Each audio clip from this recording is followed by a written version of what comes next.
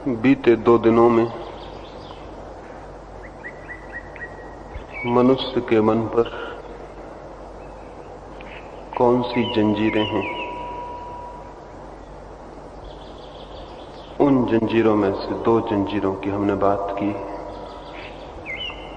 और आज तीसरी जंजीर की बात करेंगे। पहली जंजीर इस बात की है,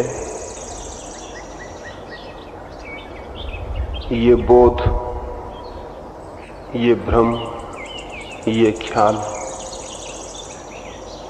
कि मैं जानता हूं। ज्ञान का भ्रम मनुष्य के मन की कारागृह की पहली ईंट है। दूसरा, मैं करता हूं, कर्म का मालिक हूं, अपना मालिक हूं,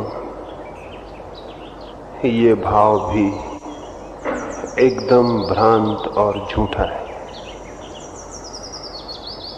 ये दोनों बातें हमने विचार की। आज तीसरी और सर्वाधिक कठिन बात पर हम विचार करेंगे। शायद ये 2 बातें ख्याल में भी आई हों। तीसरी बात ख्याल में आनी और भी थोड़ी मुश्किल है, लेकिन जिन लोगों ने 2 सीढ़ियों को समझा है वे जरूर ही तीसरी भी समझ सकेंगे। मैं जानता हूं ये भ्रम है, मैं करता हूं ये भ्रम है, और सबसे बड़ा भ्रम यह है कि मैं हूं, मेरा होना सबसे बड़ा भ्रम है। मैं हूं, ये मनुष्य के जीवन का केंद्रीय भ्रम है, केंद्रीय असत्य है, और इसी असत्य के आसपास वो जीता है। इसलिए जो जीवन खड़ा होता है वो सारा जीवन ही मिथ्या और झूठ हो जाता है। इस संबंध में हम आज की सुबह बात करेंगे। मैंने कहा कठिन होगी ये बात ख्याल में लानी, क्योंकि इसे तो हमने जन्म के साथ ही स्वीकार कर लिया है कि मैं हूं, और हमने न इस पर कभी विचारा, न इसकी कभी खोज की कि ये मैं क्या है, ये है भी या नहीं है, ये मैं कौन हूं। न हमने इसे खोजा, न सोचा, न हमने इसका कोई अनुसंधान किया। हमने इसे मान लिया है, हमने इसे स्वीकार कर लिया है। ये स्वीकृति हमारी एकदम अंधी है। ये तो इस बात से ही ज्ञात हो जाएगा कि हमें पता नहीं है कि मैं कौन हूं। जिस मैं को हम माने हुए बैठे हैं उसका हमें कोई भी पता नहीं है कि वो क्या है, और जिस चीज का हमें पता ही ना हो कि वो क्या है उसे मान लेना अंधा तो होगा ही। लेकिन सामान्यतया हमने कुछ काम चलाऊ ख्याल पैदा कर लिए हैं जिनसे हमें लगता है कि मैं हूं, ये हूं, वो हूं। एक छोटी सी कहानी कहूं और उससे ही अपनी चर्चा शुरू करूं। एक रात एक सराय में एक नया मेहमान आया। सराय भरी हुई थी। रात बहुत बीत चुकी थी। उस गांव के दूसरे मकान बंद हो चुके और लोग सो चुके थे। सराय का मालिक भी सराय को बंद करता था, तभी वो मेहमान अपने घोड़े को लेकर वहां पहुंचा और उसने कहा कुछ भी हो, कहीं भी हो, मुझे रात भर टिकने के लिए जगह चाहिए ही। इस अंधेरी रात में अब मैं कहां खोजूं और कहां जाऊं। सराय के मालिक ने कहा ठहरना तो हो सकता है, लेकिन अकेला कमरा मिलना कठिन है। एक कमरा है, उसमें एक मेहमान अभी अभी आके ठहरा है, वो जागता होगा, क्या तुम उसके साथ ही उसके कमरे में सो सकोगे? वो व्यक्ति राजी हो गया। एक कमरे में 2 मेहमान ठहरा दिए गए। जो नया मेहमान आया था वो अपने बिस्तर पर लेट गया। न तो उसने जूते खोले, न अपनी पगड़ी निकाली, न अपना कोट अलग किया। वो सब कपड़े पहने हुए लेट गए। दूसरा आदमी जो वहां ठहरा हुआ था उसे हैरानी भी हुई, लेकिन अपरिचित आदमी से कुछ कहना ठीक न था, वो चुप रहा। लेकिन जो आदमी पगड़ी बांधे ही सो गया था वो करवटें बदलने लगा और नींद आनी उसे कठिन हो गई। दूसरे मेहमान ने अंततः संकोच तोड़ा और उसने कहा, मित्र, अगर बुरा न माने तो मैं सोचता हूं आपको इसीलिए नींद नहीं आ पा रही है कि आप जूते पहने हैं, सारे कपड़े पहने हैं, पगड़ी बांधे हुए हैं। ऐसे कभी कोई सोया है? थोड़े शिथिल हो जाएं, थोड़े इन कपड़ों को अलग कर दें, थोड़े आराम से हो जाएं तो शायद नींद आ जाए। वह आदमी उठ के बैठ गया और उसने कहा, मैं भी सोचता हूं कि कपड़े अलग कर दूं, जूते अलग कर दूं, लेकिन एक बड़ी कठिनाई है, उस वजह से मैं अलग नहीं कर पा रहा हूं। अगर मैं अकेला होता इस कमरे में तो मैं कपड़े अलग कर देता, पगड़ी अलग कर देता, आराम से सो जाता, लेकिन तुम भी हो। तो उस आदमी ने कहा, मेरे होने से क्या कठिनाई है? वो व्यक्ति बोला, कठिनाई ये है कि अगर मैंने अपने सारे कपड़े उतार के रख दिए तो सुबह मैं कैसे पहचानूंगा कि मैं कौन हूं? कपड़ों के कारण ही तो मैं पहचानता हूं कि मैं कौन हूं। अगर अकेला होता तो मैं समझ जाता कि मैं वही हूं और ये कपड़े मेरे हैं, लेकिन यहां 2 आदमी हैं। और रात भर की नींद के बाद जब मैं उठूंगा तो ये तय कैसे होगा कि मैं कौन हूं और ये कपड़े किसके? आदमी बहुत हैरान हुआ। उसने कहा, आश्चर्य की बात है, क्या आप अपने को अपने कपड़ों से पहचानते हैं? उस आदमी ने कहा, मैंने आज तक एक आदमी ऐसा नहीं देखा जो कपड़ों के अलावा और किसी चीज से अपने को पहचानता हो। कपड़ों से ज्यादा पहचान किसी की गहरी नहीं है। भीतर कौन है उसे तो कोई भी नहीं जानता, बाहर जो है उसी को हम सब जानते हैं, वो तो कपड़े से ज्यादा नहीं है। आदमी ने तो बात बड़ी अद्भुत कही। वो दूसरे व्यक्ति ने कहा, तब एक काम करें, नींद तो लेनी जरूरी है और आपने जो मसला उठा दिया वो बहुत कठिन है। अब एक ही रास्ता है, और आप न सो पाए तो मैं भी न सो पाऊंगा। उस कमरे में उन दोनों मेहमानों के पहले जो लोग ठहरे होंगे उनके बच्चे खेलने की एक गुड़िया और एक फुग्गा छोड़ गए थे। उस दूसरे आदमी ने इस पगड़ी बांधे वाले आदमी से कहा, आप कृपा करें कपड़े उतार दें, ये गुब्बारा पड़ा हुआ है इसको अपने पैर में बांध लें और ये गुड़िया अपने बिस्तर पर रख लें, ये आपके चिन्ह हो जाएंगे। सुबह जब आप उठेंगे तो आप जान लेंगे कि मैं कौन हूं और अपने कपड़े पहन लेना। ये बात तय हो गई। उस आदमी ने कपड़े उतार दिए, पैर में गुब्बारा बांध लिया और गुड़िया पास रख ली और सो गया। थोड़ी देर बाद लेकिन उस दूसरे आदमी को मजाक सूझी। उस सोए हुए आदमी के पैर से गुब्बारा निकाल के उसने अपने पैर में बांध लिया और उसकी गुड़िया उठा के अपने बिस्तर पर रख ली। कोई 4 बजे रात वो आदमी घबरा के उठा और जोर से चिल्लाने लगा और दूसरे आदमी को उसने हिला के उठाया और कहा कि मेरे मित्र, मैंने जो कहा था वो गड़बड़ मालूम होता है हो गई, कठिनाई खड़ी हो गई। मेरा नाम मुल्ला नसरुद्दीन था। जब मैं कपड़े पहने हुए था मैं जानता था कि मैं मुल्ला नसरुद्दीन। तुमने कहा था कि पैर में गुब्बारा बांध लो, वो गुब्बारा कहां है? वो तुम्हारे पैर में बंधा हुआ है, वो गुड़िया तुम्हारे पास रखी हुई। इससे तय हो गया कि तुम मुल्ला नसरुद्दीन हो, लेकिन मैं कौन हूं? अब मैं कौन हूं ये बड़ी मुश्किल हो गई पहचाननी, और अब इस जिंदगी में बड़ी कठिनाई हो जाएगी। आइडेंटिटी खो गई, मेरा नाम खो गया, मेरा व्यक्तित्व खो गया। ये कहानी बड़ी अनूठी मालूम पड़ती, लेकिन आपको भी शायद पता नहीं है। आपके कपड़े छीन लिए जाएं, आपकी पदवियां छीन ली जाएं, आपका नाम छीन लिया जाए तो आप क्या रह जाएंगे?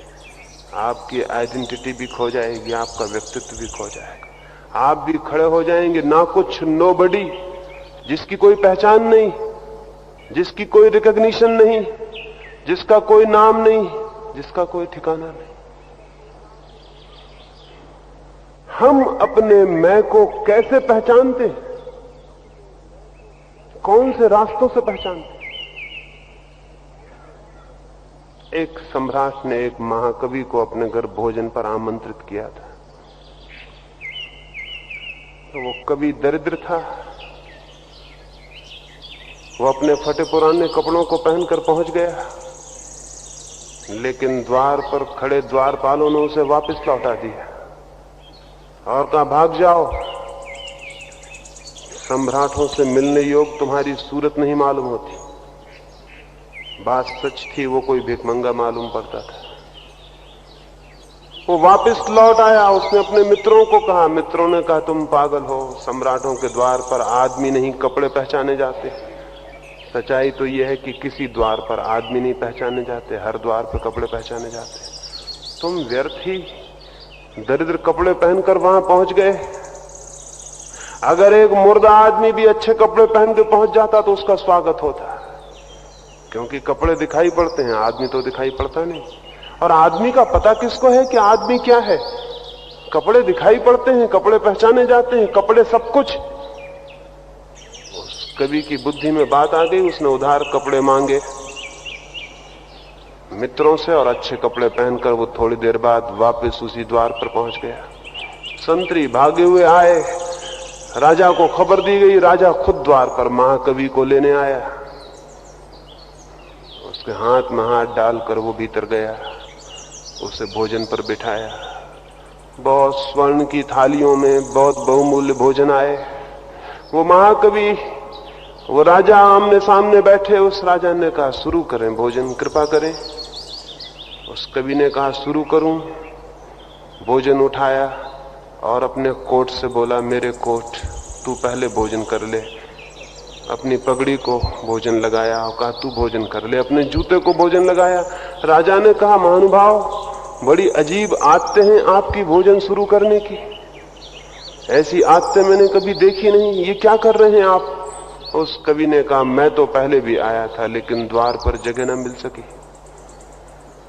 अब जिन कपड़ों के कारण द्वार खोले हैं, अगर उन्हें भूल जाऊं तो बड़ी अशिष्टता होगी। ये कपड़े हकदार हैं पहले भोजन कर लेने के, यही मुझे यहां लाए हैं। सच तो यह है, यही यहां आए हैं, मैं कहां हूं?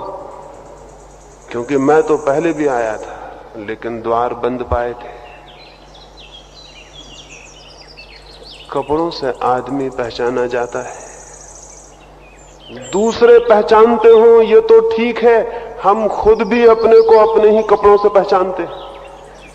एक यहूदी मित्र ने, जो जर्मनी से भारत की यात्रा पर आया, मुझसे एक बात कही। उससे मैं ये कह रहा था कि आदमी अभी कपड़ों के ऊपर नहीं उठ सका, आत्मा की बात बहुत दूर है। उसने अपनी एक घटना सुनाई। हिटलर के जमाने में वो जर्मनी के एक जेल खाने में बंद रहा। यहूदियों की हत्या की हिटलर ने। 500 यहूदी रोज मारे जाते रहे। अकेले हिटलर ने कोई 20 लाख यहूदी मारे। 500 यहूदी रोज नियमित हत्या करने की योजना रही। वो भी यहूदी था, वो भी पकड़ लिया गया था। ये बिल्कुल संयोग की बात थी कि वो बच गया, क्योंकि वो आखिरी दिनों में पकड़ा गया और उसके मरने की लिस्ट थोड़ी दूर थी और युद्ध समाप्त हो गया। उसने मुझे बताया कि जब मैं पहली दफा ले जाया गया तो मेरे साथ कोई 2000 यहूदी और थे। हम सारे लोगों को जेल में ले जाके सबसे पहला काम यह किया गया कि हमारे सारे कपड़े छीन लिए गए और हम नग्न कर दिए गए। 2000 लोग नग्न कर दिए गए। फिर हमारे सिर घोंट डाले गए, हमारी मूछें बना दी गई, हमारे सारे बाल साफ कर दिए गए। और तब उसने कहा कि मैं इतना घबरा गया। आप ठीक कहते हैं, 2000 नंगे और सिर घुट्टे लोगों में पहचानना मुश्किल हो गया कि कौन कौन। जो अपने मित्र थे वो भी समझ में नहीं आने लगे कि ये कौन। खुद को आईने में देख के शक होने लगा कि ये मैं ही हूं। कपड़ों ने, और कपड़ों से मेरा मतलब बहुत सी बातों से है। जो कपड़े हम पहने हुए हैं वो तो कपड़े हैं ही, हमने और तरह के कपड़े भी पहन रखे। पद के, पदवियों के, वंशों के, नामों के, परिवारों के, वो भी हमारे कपड़े। वो भी हमने ओढ़ रखे। एक आदमी मिनिस्टर हो जाए तो बड़े ऊंचे कपड़े मन पर उसके ओढ़ लिए जाते हैं। एक आदमी राष्ट्रपति हो जाए तो उसकी आत्मा पर बड़ी गहरे लबादे ओढ़ लिए जाते हैं, और उसकी राष्ट्रपति को नीचे उतार लो उसकी कुर्सी से, उसके कपड़े छिन जाएंगे, वो ना कुछ हो जाएगा, उसे फिर कोई पूछेगा नहीं, कोई फिक्र नहीं करेगा। बहुत तरह के कपड़े हमारे ऊपर इकट्ठे हैं, और इन्हीं कपड़ों को हम समझते हैं मेरा होना, मेरा अस्तित्व, मैं। धन हो, पद हो, यश हो, पदवी हो, प्रतिष्ठा हो तो मेरा मैं मजबूत हो जाता है, न हो तो मेरा मैं छोटा हो जाता है, क्षीण हो जाता है। मरते वक्त नेपोलियन हार चुका था युद्ध में, और एक छोटे से द्वीप सेंट हेलेना में उसको बंद कर दिया गया था।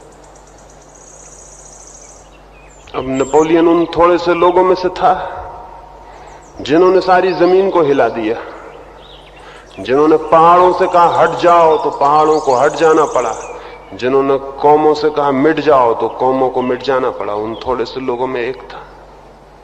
आखिरी वक्त हार गया और हेलेना में बंद कर दिया गया। पहले ही दिन सुबह उठ के वो घूमने निकला एक छोटी सी पगडंडी पर। उसका मित्र, उसका डॉक्टर उसके साथ था। छोटी थी, सकरी थी पगडंडी। उस तरफ से एक घास लेने वाली औरत घास का गट्ठा सिर पर लिए हुए आती थी। नेपोलियन के डॉक्टर मित्र ने चिल्ला के कहा, घसियारिन रास्ता छोड़ दे, देखती नहीं कौन रास्ते पर आ रहा है। लेकिन नेपोलियन ने कहा, मेरे मित्र तुम भूल करते हो, रास्ता हमें छोड़ देना चाहिए।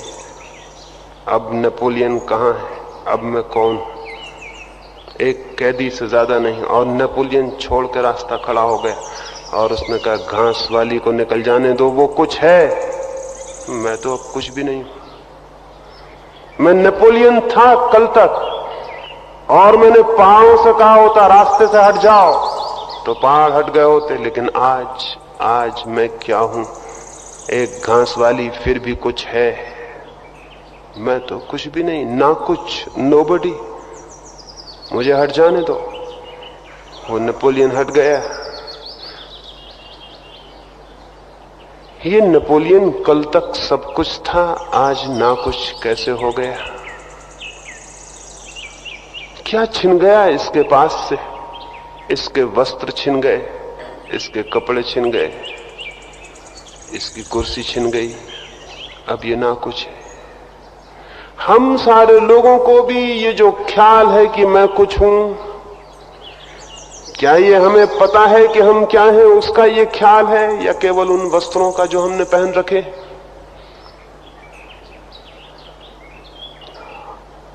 हमने जो वस्त्र पहन रखे हैं, हमने जो नकाब ओढ़ रखे हैं, हमने जो मुखौटे पहन रखे हैं, हमने जो नाटक और अभिनय सीख लिया है, वही है हमारा मैं, या कुछ और भी है?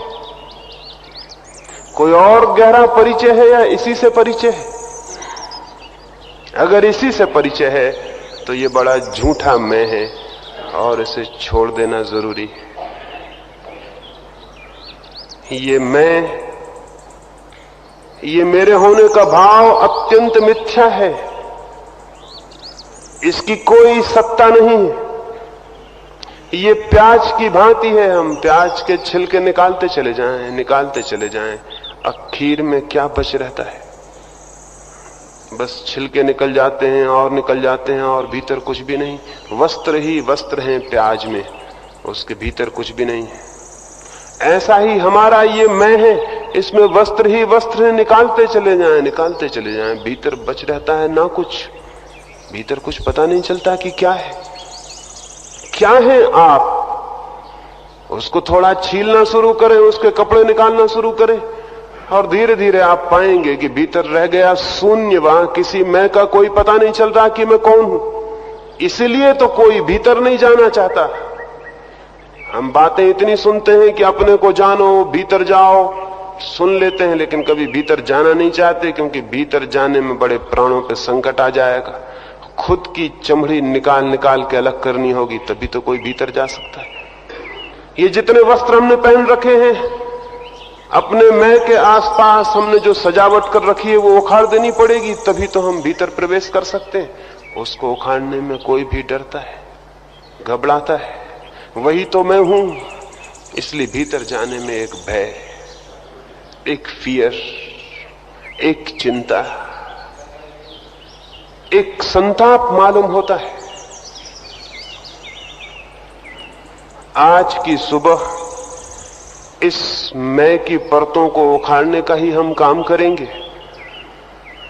इस मैं की प्याज के छिलकों को अलग करने की कोशिश करेंगे, ताकि भीतर जाया जा सके और जाना जा सके कि वहां क्या है, वहां कौन छिपा है, कौन सी सत्ता, कौन सी आत्मा वहां निवास करती है। आत्मा को जानने के पहले मैं की परतों को उखाड़ लेना जरूरी है। जैसे कोई कुआं खोदता है,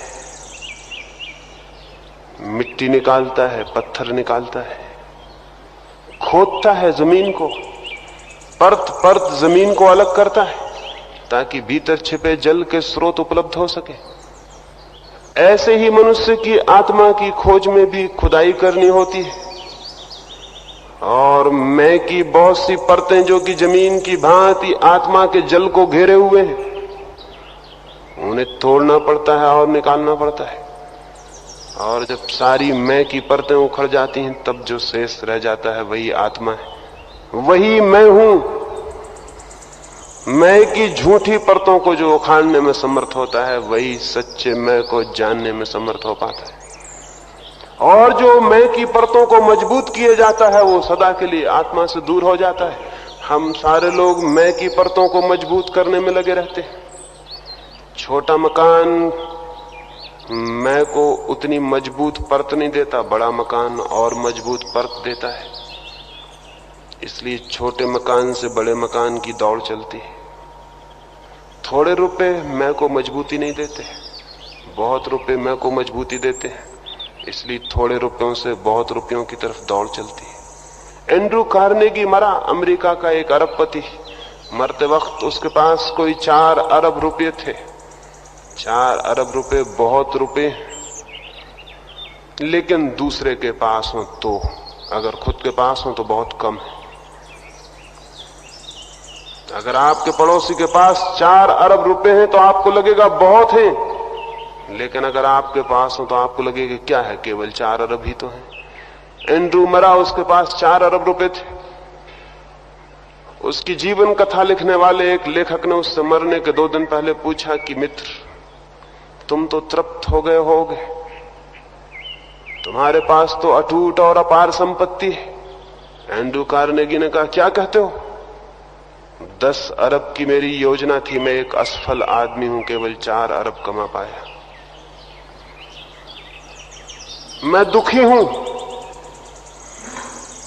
मैंने जितना चाहा था मैं उतना नहीं कमा पाया। अमेरिका में ऐसे लोग भी हैं जिनके पास 10 अरब रुपया भी है। एंड्रू कार्नेगी के पास 4 अरब रुपए का होना कोई सुख का कारण नहीं है, लेकिन अमेरिका में ऐसे लोग हैं जिनके पास 10 अरब रुपया है। ये दुख का कारण जरूर है। क्यों है ये दुख का कारण?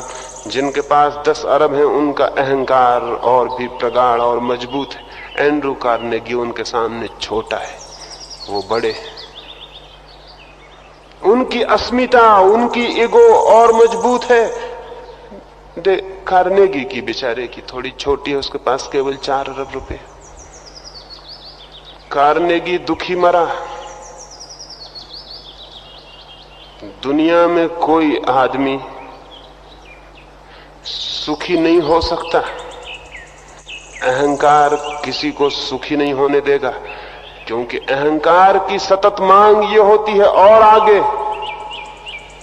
और आगे, क्योंकि जितना मिल जाता है वो तो अहंकार उसे आत्मसात कर लेता है और उसकी भूख खड़ी हो जाती है और आगे चाहिए। उसकी कोई तृप्ति नहीं है। तृप्ति इसलिए नहीं है कि अगर अहंकार कोई वास्तविक चीज होती तो उसकी तृप्ति भी हो सकती थी। वो बिल्कुल छाया है, छाया की कभी कोई तृप्ति नहीं हो सकती। एक राजमहल के द्वार पर एक सुबह बहुत भीड़ लग गई थी।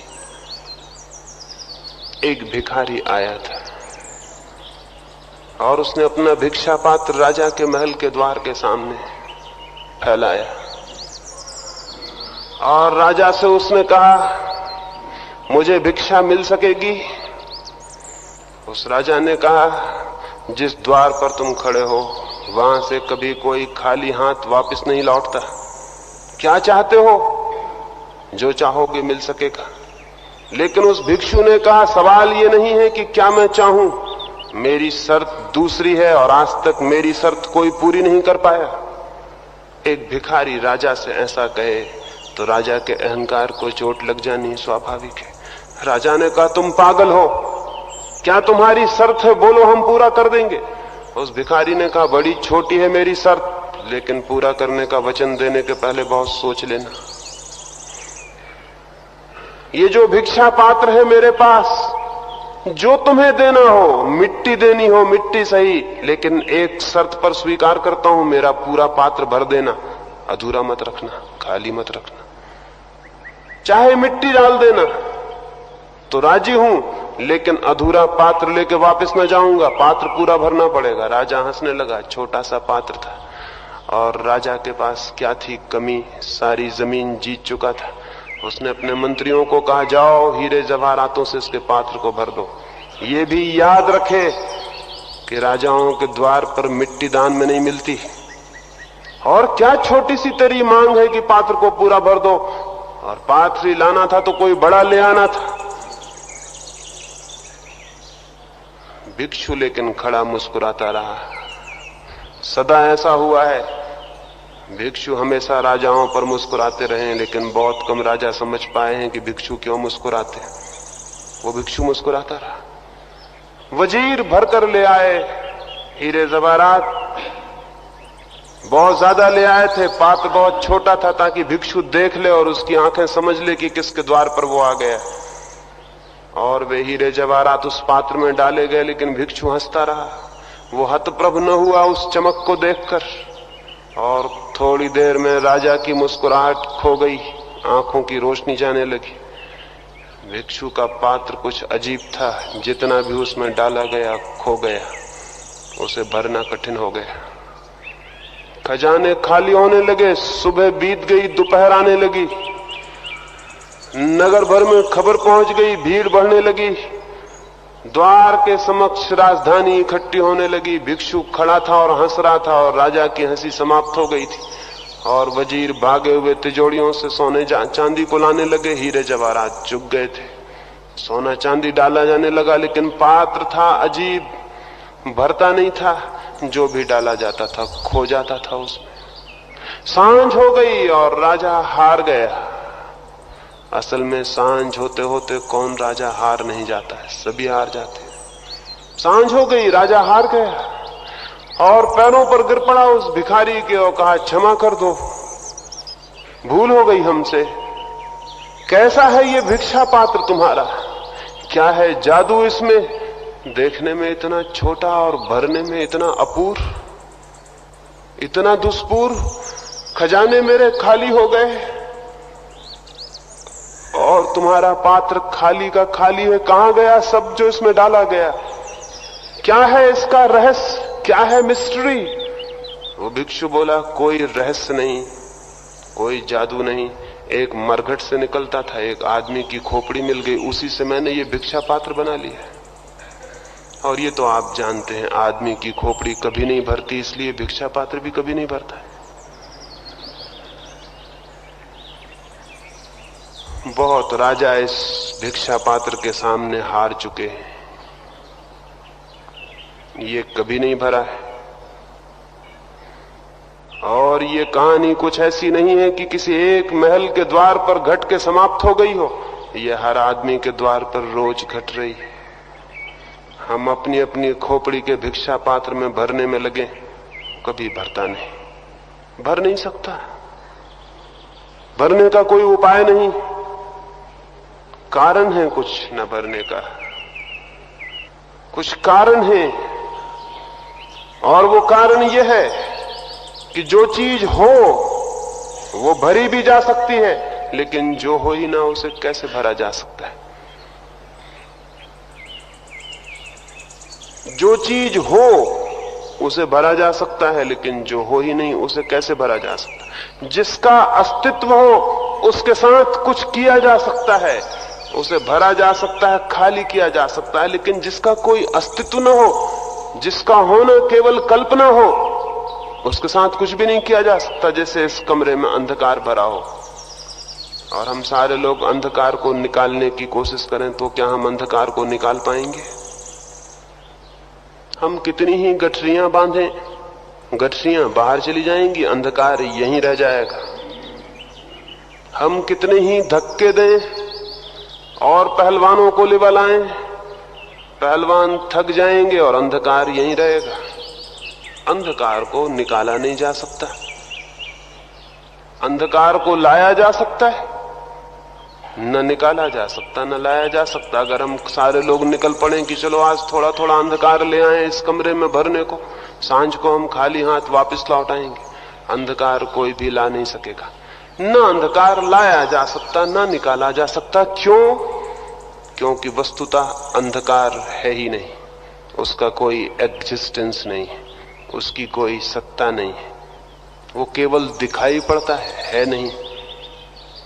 हाँ, प्रकाश लाया जा सकता है, और प्रकाश आ जाए तो अंधकार विलीन हो जाता है।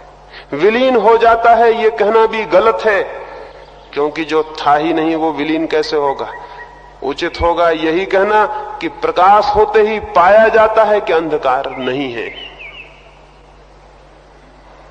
और प्रकाश बुझते ही पाया जाता है अंधकार है। अंधकार फिर क्या है? अंधकार केवल प्रकाश का अभाव है, एब्सेंस। अंधकार की अपनी कोई प्रेजेंस, अपनी कोई उपस्थिति नहीं है अंधकार की। वो खुद नहीं है, वो किसी का न होना है, वो किसी की गैर मौजूदगी है, वो किसी की एब्सेंस है, वो किसी की अनुपस्थिति है। खुद का उसका कोई होना नहीं है। इसलिए अंधकार के साथ हम कुछ भी नहीं कर सकते, न हम उसे ला सकते न निकाल सकते।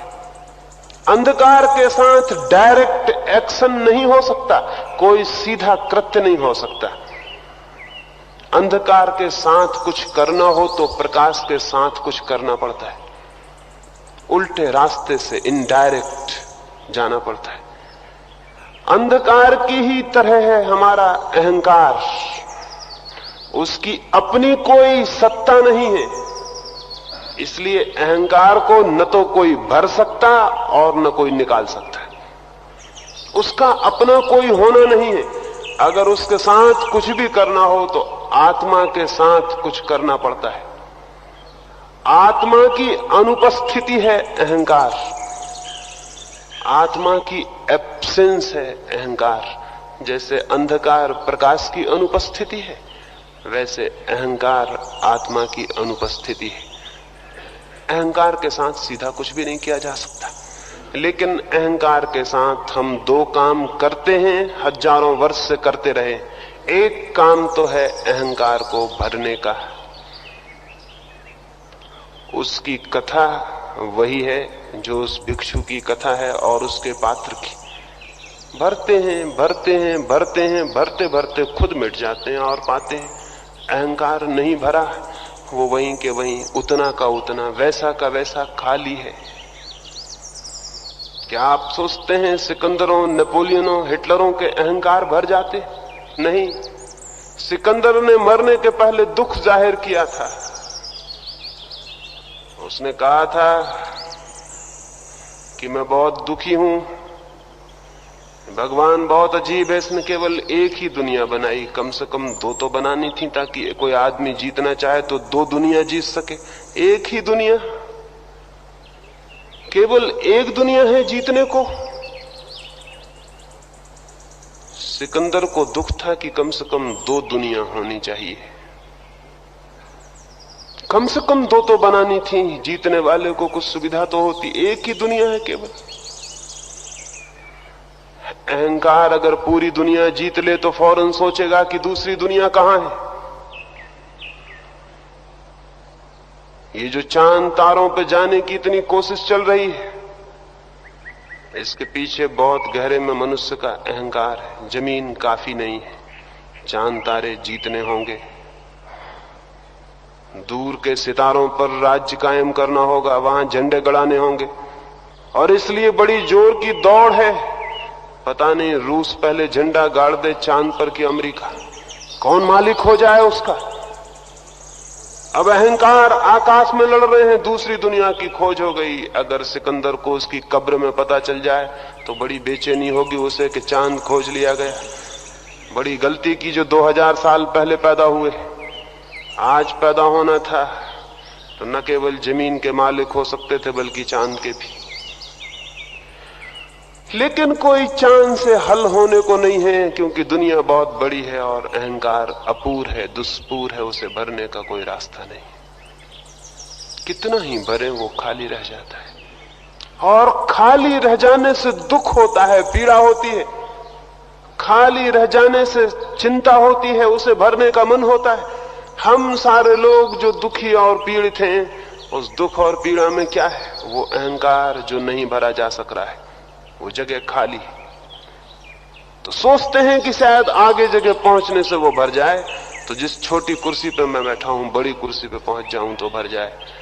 लेकिन हमारी आंखें अंधी हैं, हम देखते नहीं कि उस बड़ी कुर्सी पे जो बैठा है वो भी उतना ही दुखी है और आगे की बड़ी कुर्सी को देख रहा है। उस बड़ी और बड़ी कुर्सी पे जो बैठा है वो भी उतना ही दुखी है और आगे की बड़ी कुर्सी पे देख रहा है। जमीन पर कहीं कोई एकाध आदमी ऐसा है जो आगे न देख रहा हो। अगर कहीं कोई ऐसा आदमी मिल जाए तो समझ लेना कि वो आदमी परमात्मा का आदमी है जो आगे न देख रहा हो। और जान लेना कि उस आदमी ने आत्मा जैसी कोई चीज जानी होगी, क्योंकि जो आगे की तरफ देख रहा है वो अहंकार की दौड़ में है। फिर हो सकता है कि वो आगे उदयपुर से दिल्ली की तरफ देख रहा हो, या ये भी हो सकता है उदयपुर से स्वर्ग की तरफ देख रहा हो, या ये भी हो सकता है उदयपुर से मोक्ष की तरफ देख रहा हो। इससे कोई फर्क नहीं पड़ता। आगे की तरफ जो देख रहा है वो अहंकार की दौड़ में है।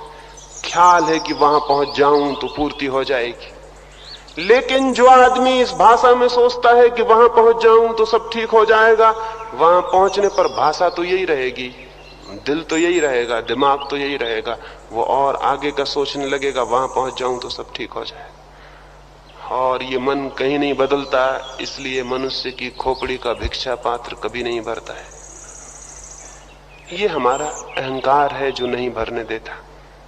अहंकार दुख और पीड़ा है। फिर क्या करें? तो शिक्षक और उपदेशक मिल जाते हैं जो कहते हैं छोड़ दो इस अहंकार को। ये अहंकार दुख है तो छोड़ दो, अहंकार दुख है तो हटा दो, अहंकार दुख है तो भगवान के चरणों में डाल दो, समर्पण कर दो। अहंकार दुख है तो विनम्र हो जाओ, निरअहंकारी हो जाओ। बड़ी ठीक बात मालूम पड़ती, तर्कयुक्त मालूम पड़ती। छोड़ दो अहंकार को। लेकिन जो है ही नहीं उसे क्या छोड़ा जा सकता है?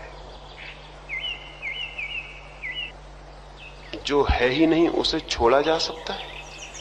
ये बात तो बड़ी लॉजिकल, बड़ी तर्कयुक्त मालूम पड़ती है। हजारों साल से कही जा रही है अहंकार छोड़ो। छोटे छोटे बच्चों को हम समझाते हैं अहंकार छोड़ो, स्कूल में समझाते हैं, समाज में समझाते हैं, शिक्षक, गुरु, साधु, सन्यासी समझा रहे हैं अहंकार छोड़ो। लेकिन इससे ज्यादा मूर्खतापूर्ण और कोई बात नहीं हो सकती। अहंकार छोड़ा नहीं जा सकता, क्योंकि अहंकार है ही नहीं। अगर होता तब तो हम उसे भर ही लेते, छोड़ने का सवाल क्या था? जैसे अंधकार नहीं छोड़ा जा सकता, वैसे ही अहंकार भी नहीं छोड़ा जा सकता है। अगर छोड़ा जा सकता होता तो दुनिया की ये धार्मिक शिक्षाएं आदमी को अब तक बदल देती। नहीं छोड़ा जा सकता, बल्कि उल्टे परिणाम होते। अहंकार छोड़ने वाला जितना अहंकारी हो जाता है, वैसा अहंकारी खोजना कठिन है। बड़ी सूक्ष्म हो जाती है उसकी अस्मिता, बड़ा दबा लेता है अपने अहंकार को। विनम्र लोगों की आंखों में देखें, जो लोग कहते हैं हमने अहंकार छोड़ दिया, उनके पास जाएं तो हैरान हो जाएंगे। उनका अहंकार बहुत अद्भुत है। हाँ, उनके अहंकार के रास्ते दूसरे हैं, इसलिए पहचानने में देर लग सकती है, लेकिन अहंकार वहां मौजूद है बड़े सूक्ष्म मार्गों से। जो ये कहता है मैं विनम्र हूं, ये घोषणा भी अहंकार की ही घोषणा है। मैं विनम्र हूं, ये घोषणा भी अहंकार की ही घोषणा है, क्योंकि जहां अहंकार नहीं है वहां ये दावा कौन करेगा कि मैं विनम्र हूं? कौन करेगा ये दावा? और अगर आप किसी ऐसे आदमी से जो कहता है मैं विनम्र हूं कह दें कि हां आप तो हैं, लेकिन हमारे गांव में आपसे भी ज्यादा विनम्र आदमी, तो वो दुखी हो जाएगा। उसके अहंकार को चोट लग जाएगी कि मुझसे भी ज्यादा विनम्र आदमी कोई और हो सकता है। इसलिए विनम्र आदमी इस बात की कोशिश करते हैं कि मैं विनम्र हूं, और दूसरे जो विनम्र हैं वो झूठे विनम्र हैं, वो सच्ची विनम्रता नहीं। एक साधु दूसरे साधुओं के बाबत समझाता फिरता है कि वो काहे के साधु हैं, अहंकारी हैं, विनम्र तो मैं हूं। लेकिन ये घोषणा कौन कर रहा है? ये सूचना कौन कर रहा है? ये विज्ञप्ति कौन कर रहा है कि मैं विनम्र हूं? ये मैं की विनम्रता कोई विनम्रता हो सकती है? ये अहंकार की ही सूक्ष्मतम परत है, लेकिन दिखाई नहीं पड़ती, क्योंकि हम एक ही तरह के अहंकार को जानते हैं, भरने वाले अहंकार को। खाली करने वाले अहंकार को हम नहीं जानते। हम भोग के अहंकार को जानते हैं, लेकिन त्यागी के अहंकार को नहीं जानते। लेकिन त्यागी भी अत्यंत अहंकारी होता है। यह अहंकार होता है मैंने किया त्याग, और इसलिए त्याग करने वाले भोग की निरंतर निंदा करते देखे जाते हैं। निंदा क्यों? संसारी को सन्यासी गाली देता देखा जाता है, पापी कहता देखा जाता है, क्यों? इसी में उसके अहंकार की तृप्ति और मजा है कि मैं हूं त्यागी और तुम हो भोगी, मैं जाऊंगा स्वर्ग, तुम सड़ोगे नरक में। मैं भगवान के पास बैठूंगा और तुम नरक की ज्वालाओं में सताए जाओगे। क्राइस्ट को जिस रात पकड़ा गया और सुबह सूली दी गई, जब उन्हें उनके दुश्मन पकड़ के ले जाने लगे तो उनके शिष्यों ने पूछा कि जीसस तुम तो चले, लेकिन एक बात बताते जाओ, हो सकता है दुश्मन तुम्हारी हत्या कर दें। एक बात समझा दो, तुमने हमसे कहा था भगवान का राज्य होगा, किंगडम ऑफ गॉड, स्वर्ग का राज्य, और तुमने हमें बताया था कि भगवान के सिंहासन के पास तुम बैठोगे क्योंकि तुम इकलौते पुत्र हो भगवान के। लेकिन हमारी पोजीशंस क्या होंगी, हमारी जगह क्या होंगी, हम कहां बैठेंगे? तुम भगवान के बगल में बैठोगे, लेकिन हम लोगों के स्थान क्या होंगे भगवान के आसपास, स्वर्ग के राज्य में? कृपा करके ये तो बता दो, हमने कितना त्याग किया, इसका स्मरण रखना, भूल मत जाना। इन्होंने त्याग किया था इसलिए ताकि भगवान के पास कोई विशेष जगह पे बैठने का मौका मिल जाए। भगवान का दरबार अगर कहीं हो तो उसमें कोई नंबर पीछे ना लगे, आगे रहे। ये ख्याल कि हमने त्याग किया था, उसका बदला क्या होगा स्वर्ग में, ये क्या है? ये अहंकार नहीं तो और क्या है?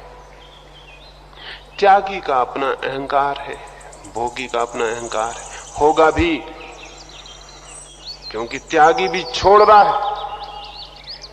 एक साधु ने मुझसे कहा कि मैंने लाखों रुपयों पर लात मार दी। मैंने पूछा ये लात कब मारी? उन्होंने कहा कोई 20-25 वर्ष हो गए होंगे। तो मैंने उनसे निवेदन किया कि लात ठीक से लग नहीं पाई, नहीं तो 30 वर्ष तक उसके स्मरण रखने की कोई भी जरूरत नहीं थी। उसे कहने और बताने का भी कोई कारण नहीं था। लात अगर लग गई होती तो, लेकिन लात लग नहीं पाई।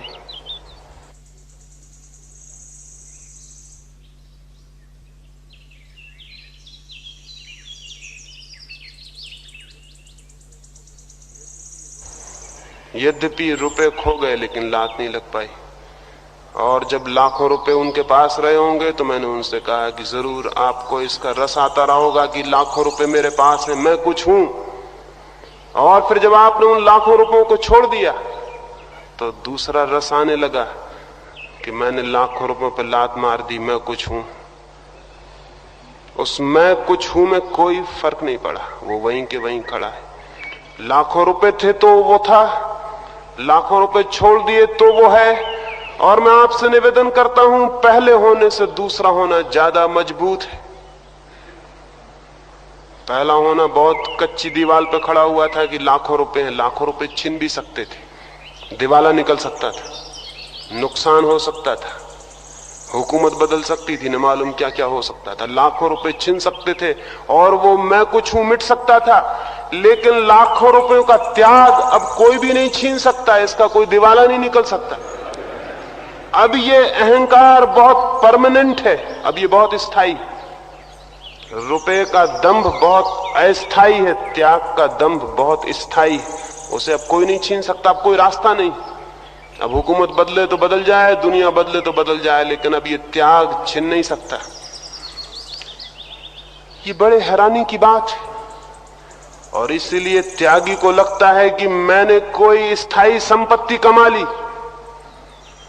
वो अहंकार की ही स्थायी संपत्ति है, क्योंकि त्याग को छीनने का कोई उपाय नहीं है। धन को तो छीना जा सकता है, लेकिन है वो अहंकार, क्योंकि जिसे ये स्मरण है कि मैंने त्यागा, उसका अहंकार मौजूद है। अहंकार छोड़ा नहीं जा सकता। फिर क्या किया जाए? न अहंकार भरा जा सकता है, न अहंकार छोड़ा जा सकता है। फिर क्या किया जाए? ये दोनों रास्ते नहीं हैं, ये दोनों रास्ते गलत साबित हुए हैं। इन दोनों रास्तों ने हजारों साल से मनुष्य के मन को पीड़ित किया है और परिणाम नहीं आया, आगे भी इनसे परिणाम आने को नहीं है। बुनियादी रूप से ये बात गलत है। सबसे पहला सूत्र अहंकार की खोज में ये होगा कि मैं पहले ये तो देख लूं कि जिसे मैं भरने या जिसे मैं छोड़ने चला हूं वो है भी या नहीं। एक आदमी अगर अपने घर से कोई चीज निकालना चाहता हो तो पहले ये तो पता लगा ले कि वो है भी या नहीं, या कोई चीज भरना चाहता हो तो ये तो पता लगा ले कि वो है भी या नहीं। कोई भी बुद्धिमान व्यक्ति पहले ये तो जान ले कि ये अहंकार है, कहां है, क्या है। अगर ये है तो फिर इसके साथ कुछ किया जा सकता है। लेकिन आश्चर्यों का आश्चर्य यही है कि जो लोग अहंकार को खोजने जाते हैं वो पाते हैं कि वो है ही नहीं। तो न तो उसे भरना पड़ता है और न छोड़ना पड़ता है, वो नहीं पाया जाता है। भारत से एक भिक्षु कोई 1400 वर्ष पहले चीन गया, नाम था उसका बोधि धर्म। वो चीन पहुंचा, उसके पहुंचने के पहले उसकी ख्याति चीन पहुंच गई। वो बहुत अद्भुत व्यक्ति रहा होगा। चीन का सम्राट उसे लेने चीन की सीमा पर आया, उसने स्वागत किया बोधि धर्म का और एकांत में बोधि धर्म से कहा, भिक्षु बड़ी प्रशंसा मैंने सुनी है तुम्हारी और बड़े दिन से तुम्हारी प्रतीक्षा करता हूं कि तुम कब आ जाओ। मेरे जीवन का एक दुख है, उसे मैं मिटाना चाहता हूं। अहंकार मुझे पीड़ा दे रहा है और सैकड़ों धर्म उपदेशकों ने मुझे समझाया है कि अहंकार छोड़ो तो दुख के बाहर हो जाओगे, लेकिन मैं अहंकार कैसे छोड़ूं? मैंने सब उपाय किए, मैंने उपवास किए, मैंने रूखे सूखे भोजन किए, मैं गद्दियां छोड़कर जमीन पर सोया, मैंने शरीर को क्रसकाय कर लिया, मैं भूखों मरा, मैंने सब तरह के भोग बंद किए, मैंने सब तरह के अच्छे वस्त्र पहनने बंद कर दिए, सर्दियां और गर्मियां मैंने लंगोटियों पर गुजारी, लेकिन भीतर मैं पाता हूं कि अहंकार मरता नहीं, वो मौजूद है। धन भी मैंने देख लिया, राज्य भी मैंने देख लिया, त्याग भी मैंने देख लिया, मैं बड़ा परेशान हूं। ये अहंकार तो जाता नहीं, वो तो मौजूद है, वो कहीं छोड़ता नहीं पीछा। अब मैं क्या करूं? उस बोधि धर्म ने कहा, मेरे मित्र, तुमने जो भी किया वो व्यर्थ है, क्योंकि तुमने सबसे बुनियादी बात नहीं की। वो बुनियादी बात कल सुबह हम करेंगे। तुम 4 बजे आ जाओ, मैं तुम्हारे अहंकार को खत्म ही कर दूंगा। वो राजा बहुत हैरान हुआ। इतनी आसान है क्या बात जिसे जीवन भर उसने खत्म करने की कोशिश की है? ये कहता है व्यक्ति की 4 बजे रात आ जाओ, खत्म कर देंगे। खैर देखें। वो राजा उतरने लगा। उस मंदिर की सीढ़ियां जहां बोधि धर्म ठहरा था, वो आधी सीढ़ियों पर होगा कि बोधि धर्म ने कहा कि सुनो, एक बात ख्याल रखना, जब आओ तो अकेले मत आ जाना, अहंकार को साथ ले आना। राजा थोड़ा हैरान हुआ, क्योंकि उसने कहा ये क्या बात हुई कि अहंकार को साथ ले आना। बोधि धर्म ने कहा इसलिए कहता हूं कि तुम अकेले आ गए तो मैं हत्या किसकी करूंगा? साथ ले आना अहंकार को तो उसको खत्म कर दूंगा, एक बारगी में मामला निपट जाएगा, बात खत्म हो जाएगी। 4 बजे वो आया। आते से बोधि धर्म ने पूछा, ले आए अहंकार? उसने कहा, आप भी कैसी बातें करते हैं, अहंकार कोई वस्तु तो है नहीं कि मैं ले आता। बोधि धर्म ने कहा, चलो एक बात तय हो गई कि अहंकार कोई वस्तु नहीं है। फिर क्या है अहंकार? उस राजा ने कहा, अहंकार तो एक भाव है, एक चित्त की दशा है। उसने कहा, चलो दूसरी बात मान लेता हूं कि अहंकार भाव है। अब आंख बंद करके बैठ जाओ और खोजो कि वो भाव कहां है, और तुम्हें मिल जाए तो मुझे बता देना, वहीं मैं उसकी हत्या कर दूंगा। उस अंधेरी रात में 4 बजे उस सुबह वो राजा आंख बंद करके बैठ गया और खोजने लगा अपने भीतर की अहंकार कहां है। और बोधि धर्म सामने डंडा लिए बैठा हुआ था। वो डंडा हमेशा अपने हाथ में रखता था। और उसने कहा, तुम्हें मिल जाए तो मुझे बस बता भर देना कि पकड़ लिया, मैं उसकी हत्या कर दूंगा। वो सामने बैठा है और राजा को बीच बीच में डंडे से धक्के देते जाता है कि देखो, ख्याल से खोजो, कोई जगह चूक ना जाए, कोई कोना बिना जाना न रह जाए, सारे मन को खोज डालो कि कहां है अहंकार, और पकड़ लो उसे वहां की यहां है, ये है। और तुम जैसे ही कह सकोगे ये है, मैं उसकी हत्या कर दूंगा। आधी घड़ी बीती। वो जो राजा बैठा था उसका चेहरे पर बड़ा तनाव, खोज रहा है, लेकिन धीरे धीरे चेहरे का तनाव शिथिल होता गया। उसके चेहरे के स्नायु तंतु शिथिल होते गए।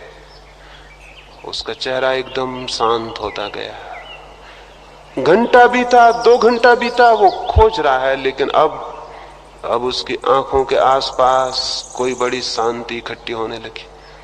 उसके होंठों के आसपास कोई मुस्कुराहट घनी होने लगी। वो खोज रहा है और सुबह होने लगी और सूरज निकलने लगा और सूरज का प्रकाश आने लगा और उसके चेहरे पर सूरज की रोशनी पड़ने लगी। वो कोई दूसरा आदमी हो गया। और बोधि धर्म ने उसे हिलाया और कहा, मित्र कब तक खोजते रहोगे? उसने आंख खोली, उसने बोधि धर्म के पैर पड़े और कहा, मैं जाता हूं, जिसकी हत्या के लिए मैं आया था वो है ही नहीं। मैंने आज तक खोजा नहीं, इसलिए वो था। आज मैंने खोजा तो पाया वो नहीं। बोधि धर्म ने कहा, वैसा ही है ये जैसे किसी घर में अंधेरा हो और किसी आदमी को हम कहें कि जाओ दिया ले जाओ और खोजो कहां है। दिया लेके वो भीतर जाए तो अंधेरा नहीं मिलेगा। अंधेरा होता है क्योंकि दिया नहीं होता, और दिया लेके भीतर कोई जाता है तो पाता है अंधेरा नहीं।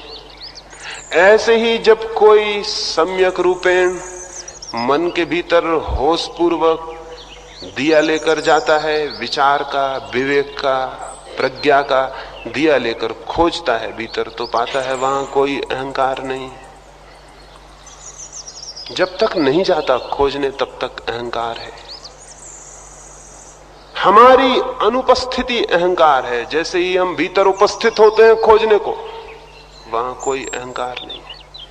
सुना है ऐसा मैंने कि एक बार अंधकार ने भगवान की अदालत में शिकायत कर दी थी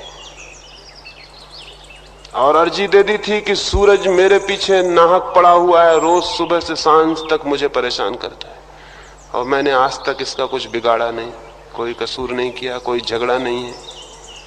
पता नहीं करोड़ों करोड़ों साल से इसको क्या सूझ गई है कि रोज सुबह से मौजूद हो जाता है और मुझे परेशान करता है, मेरा पीछा करता है। आप सूरज को समझा दें। भगवान ने सूरज को बुलाया और कहा कि तुम क्यों पड़े हो व्यर्थ अंधेरे के पीछे, क्या बिगाड़ा है उसने तुम्हारा? सूरज ने कहा, कैसा अंधेरा? कौन अंधेरा? मेरा आज तक उससे मिलना नहीं हुआ। कौन कहता है मैं उसके पीछे पड़ा हूं? मेरी कोई मुलाकात भी नहीं, झगड़े का तो कोई सवाल नहीं। कहां है वो अंधेरा? उसे मेरे सामने ले आए, और अगर वो मेरी शिकायत करे तो मैं माफी मांग लूं और सदा के लिए उसका पीछा बंद कर दूं। लेकिन वो है कहां? इस बात को हुए बहुत दिन हो गए, भगवान भी थक गए, वो अभी तक अंधेरे को सूरज के सामने नहीं ला सके। मामला वहीं पड़ा हुआ है, फाइल के भीतर ही पड़ा हुआ है, और वो फाइल में ही पड़ा रहेगा। भगवान की अदालत में ये फैसला हो नहीं पाएगा कभी, क्योंकि अंधेरे को सूरज के सामने लाया नहीं जा सकता। आत्मा के सामने अहंकार को नहीं लाया जा सकता, ज्ञान के सामने अहंकार को नहीं लाया जा सकता, अवेकन्ड माइंड के सामने, जागे हुए मन के सामने अहंकार को नहीं लाया जा सकता। तो सवाल क्या है? सवाल सीधा और साफ है। सवाल यह है कि हम किस भांति जाग जाएं और भीतर देख सकें। अगर हम भीतर जाग कर देख सकें तो वहां कोई ईगो, कोई अस्मिता, कोई अहंकार, कोई मैं वहां नहीं है। फिर वहां जो है वही परमात्मा है, फिर वहां जो है वही मोक्ष, फिर वहां जो है वही निर्वाण है। फिर उसे कोई कोई नाम दे दे, इससे कोई भेद नहीं पड़ता। वहां जो है वही परम आनंद, वही परम सत्य है। कैसे हम जाग जाएं? कैसे हम भीतर ज्योति जगा लें? कैसे भीतर दिया जल जाए और हम खोज सकें?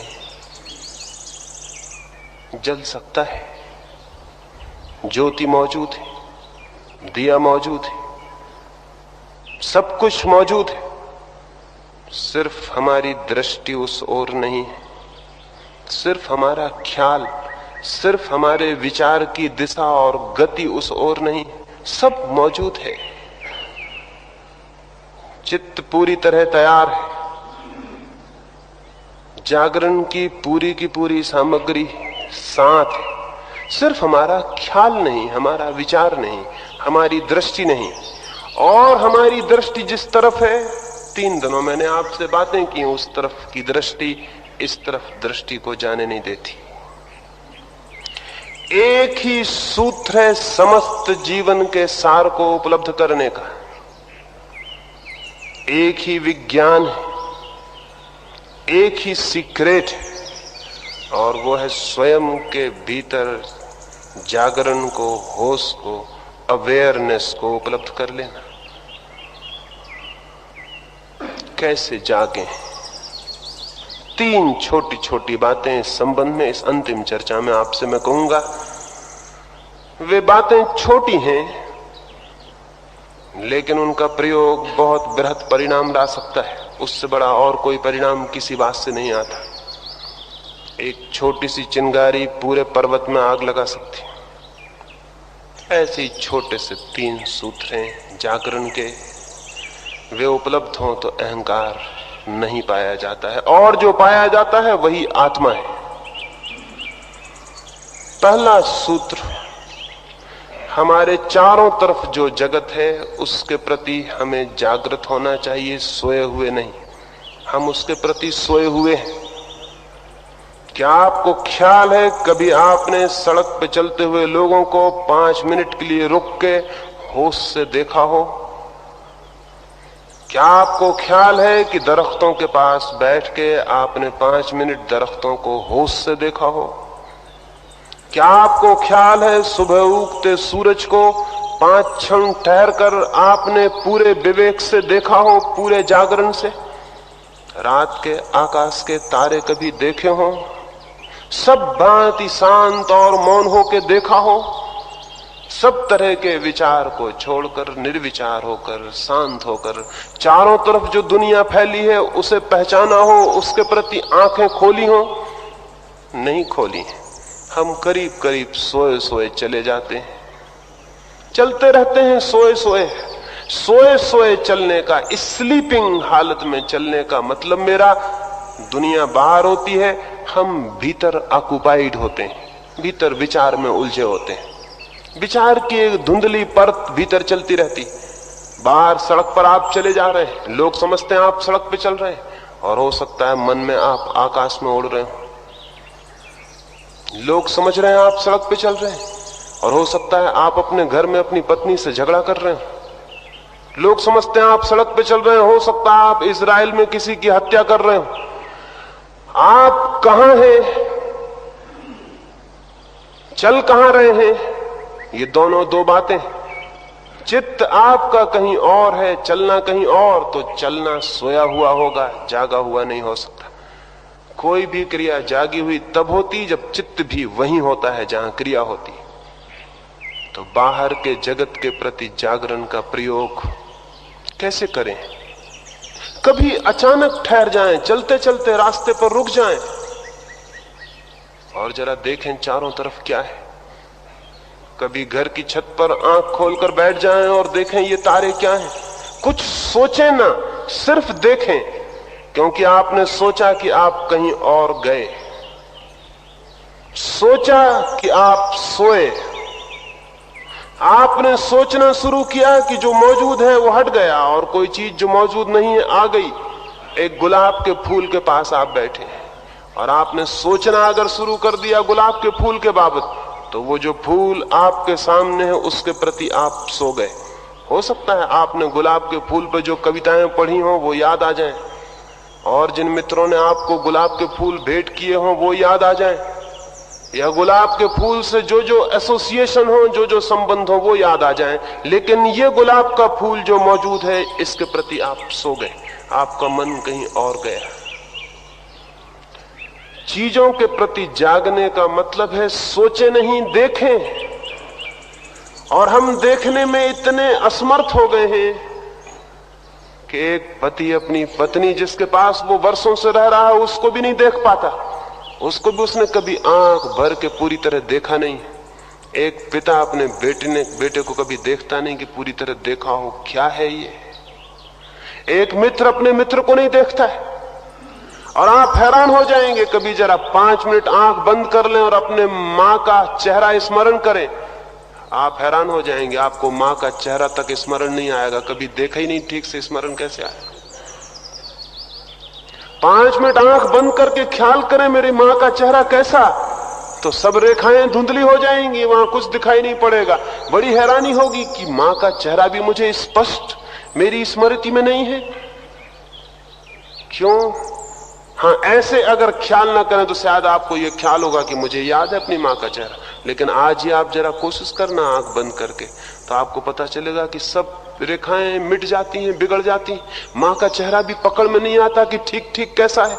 मां की आंख कैसी थी, कैसी है, क्या उसकी आंखों में भाव है, वो कुछ भी ना पकड़ेंगे। कभी आपने देखी नहीं है गौर से? किसने देखी अपनी मां की आंख को गौर से? जिसे हम प्रेम करते हैं उसको भी हमने कभी देखा थोड़ी।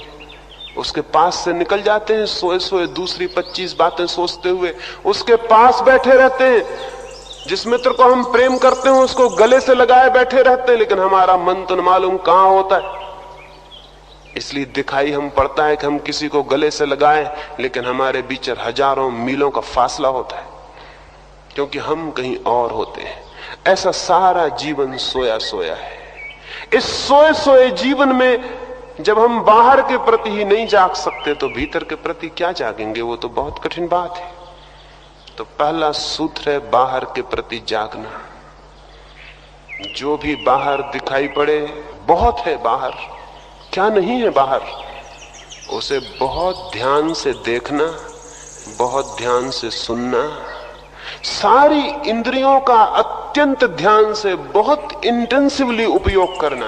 भोजन करते वक्त पूरी तरह स्वाद लेना जरूरी है। आंख खोल के फूल को देखते वक्त पूरी तरह उसके सौंदर्य को पी लेना जरूरी है। संगीत सुनते वक्त उसकी ध्वनियों को पूरे पूरे कानों की पूरे प्राणों तक पहुंच जाना जरूरी है। किसी का हाथ हाथ में ले उसका हाथ हाथ से जुड़ जाना जरूरी है। इतनी समग्रता से, इतने होश से, इतनी तन्मयता से जब कोई व्यक्ति बाहर के जीवन में जीना शुरू करता है तो एक अवेयरनेस, एक जागरण, एक ज्योति उसके भीतर जागनी शुरू होती। फिर यही ज्योति दूसरे सूत्र में मन के प्रति लगानी होती। मन है भीतर विचारों से भरा हुआ, विचार ही विचार हैं वहां, कामनाएं, कल्पनाएं, इच्छाएं हैं वहां, स्मृतियां हैं, भविष्य की आकांक्षाएं हैं, वो सब मन के भीतर चल रही हैं। जैसे सड़क पे लोग चल रहे हैं, ऐसा मन में भी यात्रा चल रही बहुत सी चीजों की। पहले बाहर के प्रति जागे, फिर मन के प्रति जागे, फिर मन को देखें कि ये क्या हो रहा है मन के भीतर। हम सोए सोए चल रहे हैं, मन के प्रति हमने कभी देखे नहीं कि वहां क्या हो रहा है। हम अपने काम में लगे हैं और मन अपना काम कर रहा है। हमें ख्याल भी नहीं है कि मन में क्या हो रहा है, कितना हो रहा है, कितनी बड़ी फैक्ट्री वहां 24 घंटे चल रही है। अगर कोई आपके दिमाग से सारी की सारी फैक्ट्री को बाहर निकाल के रख दे तो पूरा शैतान का कारखाना वहां मिलेगा। वहां क्या हो रहा है नहीं कहा जा सकता। एक छोटे से आदमी के मन के भीतर कितना क्या चल रहा है, उसे भी देखना और जानना जरूरी है। उसके प्रति भी जागना जरूरी है, उसके प्रति भी होश रखना जरूरी। कभी 2 क्षण बैठ के उसे भी देखें कि मन के भीतर क्या हो रहा है। लेकिन हम तो कभी मन को देखते भी नहीं कि वहां क्या होता है। शायद हम डरते हैं, शायद हम भयभीत हैं कि पता नहीं वहां क्या हो रहा हो, कौन देखे, चले चलो अपने काम में उलझे रहो। हम इसीलिए काम में उलझे रहते हैं कि कहीं भीतर देखने का मौका ना आ जाए, नहीं तो बड़ी पीड़ा भी हो सकती। क्योंकि जो आदमी समझता है कि मैं साधु हूं, हो सकता है उसके मन में किसी के हत्या के ख्याल चल रहे हैं, वो कैसे भीतर देखे। भीतर देखे तो अहंकार को चोट लगती है कि मैं हूं साधु, मैं हूं अच्छा आदमी, 1000 लोग मेरे पैर पड़ते हो, महाराज महाराज कहते हो, मेरे भीतर ये चलता है, तो उसको देखने ही बंद कर देता है ताकि जो दिखेगा ही नहीं, समझेंगे कि वो है ही नहीं। जैसा कि रेगिस्तान में शुतुरमुर्ग होता है, दुश्मन आता है तो सिर गपा के खड़ा हो जाता है रेत। दुश्मन दिखाई नहीं पड़ता, शुतुरमुर्ग सोचता है जो दिखाई पड़ता नहीं वो है ही नहीं, आसान छुटकारा हो गया। ऐसे ही हम शुतुरमुर्ग की तरकीब में काम में लाते हैं, मन को देखते नहीं ताकि पता ही नहीं चले कि क्या है। जितना हम फिक्र करते हैं अपने कपड़ों की कि वे ठीक हैं कि गलत, अपने जूतों की कि उनमें खील निकली है कि नहीं, अपने बालों की कि वे ठीक काढ़े गए कि नहीं, उतनी फिक्र भी हम उस मन की नहीं करते जो हमारे प्राणों में भीतर बैठा है कि वहां क्या हो रहा है, वहां कितनी खीलें हैं, वहां कितनी गंदगी है, वहां कितना सब अव्यवस्थित है, कितना डिसऑर्डर है, कितनी अनार्की है, कितनी अराजकता है, कितना पागलपन है। वहां कोई देखने की फिक्र नहीं। हम अपने कपड़े ठीक ठाक कर लेते हैं, बाहर से इत्र छिड़क लेते हैं, फूल सजा लेते हैं और चल पड़ते हैं, और भीतर क्या लिए हुए उसके प्रति भी जागना बहुत जरूरी है।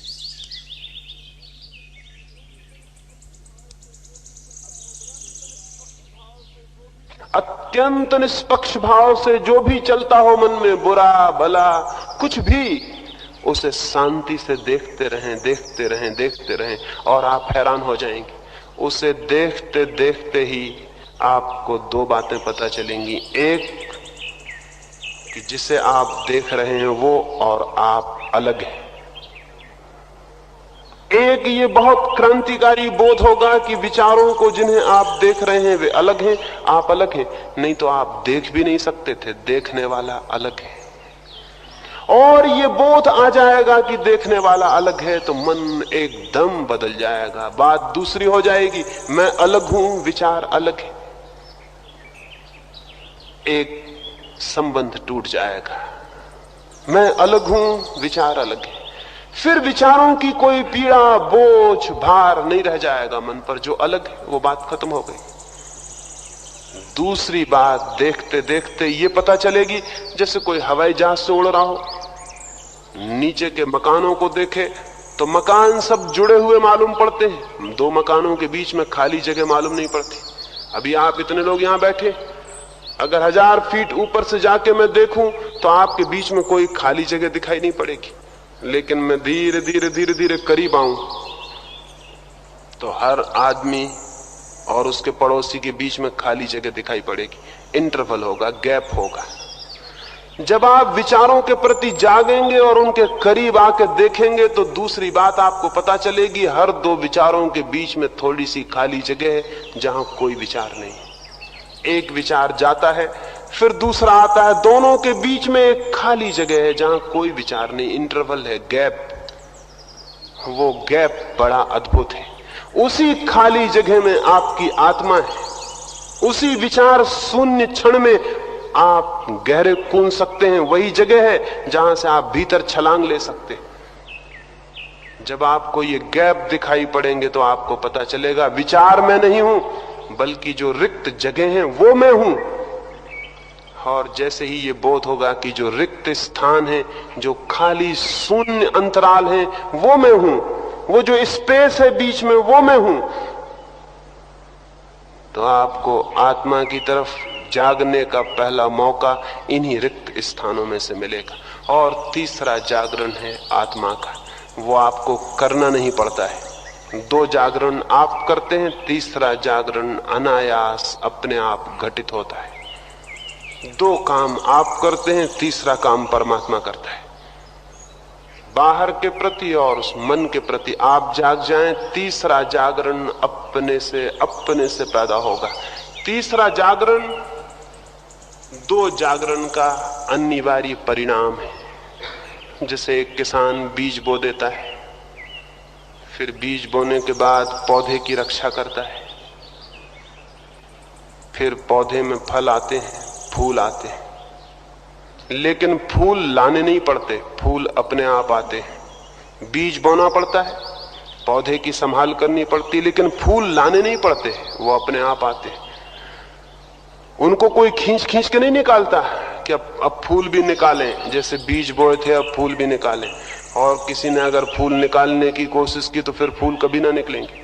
फूल तो अपने से आते हैं, वो फ्लावरिंग अपने से होती है। दो काम किसान करता है, बीज बोता है, पौधे की रक्षा करता है, तीसरा काम परमात्मा करता है, फूल के लाने का। जीवन की खोज में भी जागरण का बीज मनुष्य को बोना पड़ता है, जागरण की रक्षा मनुष्य को करनी पड़ती है।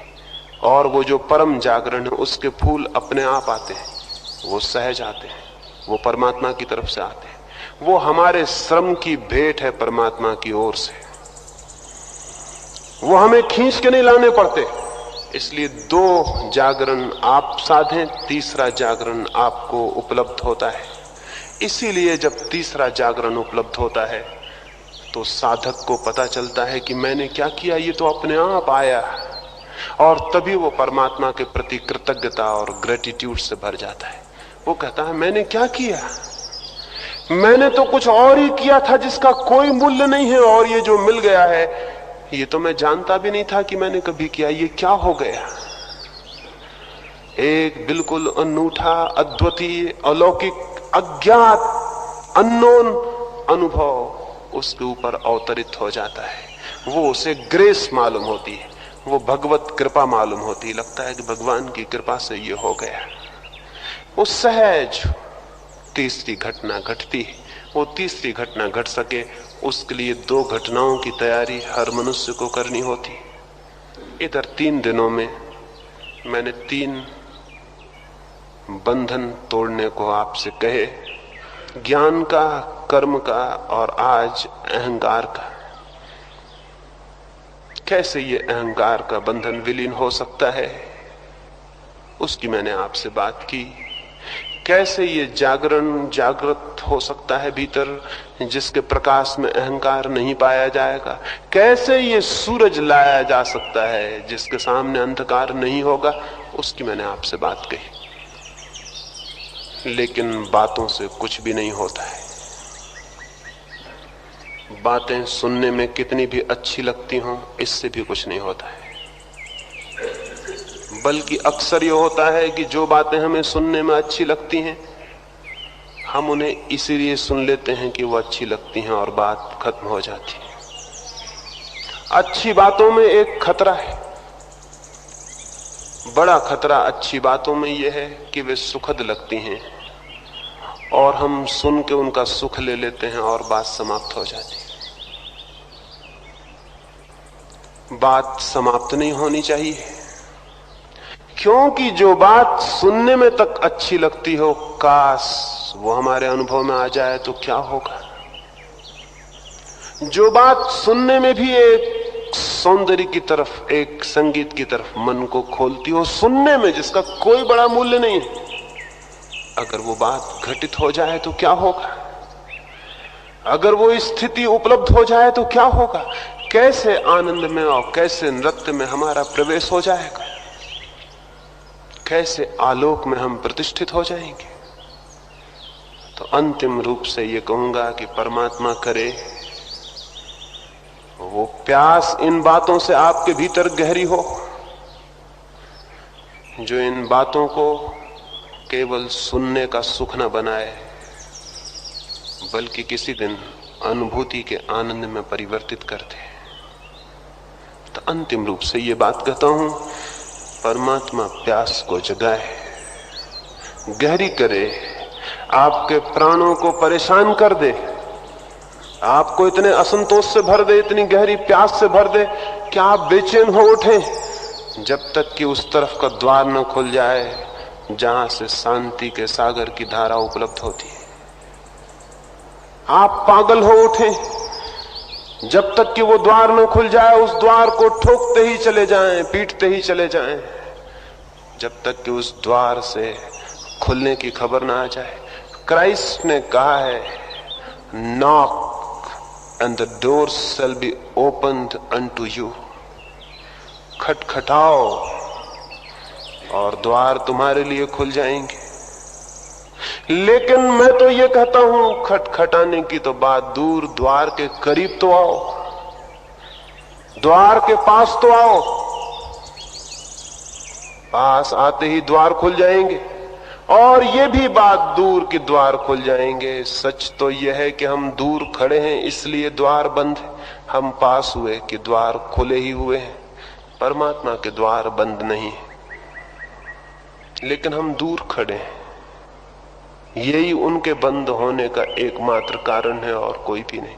हम निकट हुए कि वो खुले, शायद वो खुले ही हैं, दूर होने की वजह से हमें बंद दिखाई पड़ते, पास होते ही पाया जाता है कि वे खुले। तो प्यास जगे और हम द्वार के करीब आए। बातें अर्थपूर्ण नहीं है, लेकिन बातों से प्यास जग जाए तो प्यास अर्थपूर्ण है। उस प्यास के लिए कुछ मुझे नहीं, आपको करना होगा। और उस प्यास के लिए निपट रूप से आपको करना होगा। कोई साथी और सहयोगी नहीं हो सकता, कोई पड़ोसी आपका साथ नहीं दे सकता। अपने ही निगूढ़ अंतरतम में, अपने ही एकांत में, अपने ही प्राणों के भीतर उस प्यास को जगाना होगा। जो जगा लेते हैं वे धन्यता को उपलब्ध हो जाते हैं।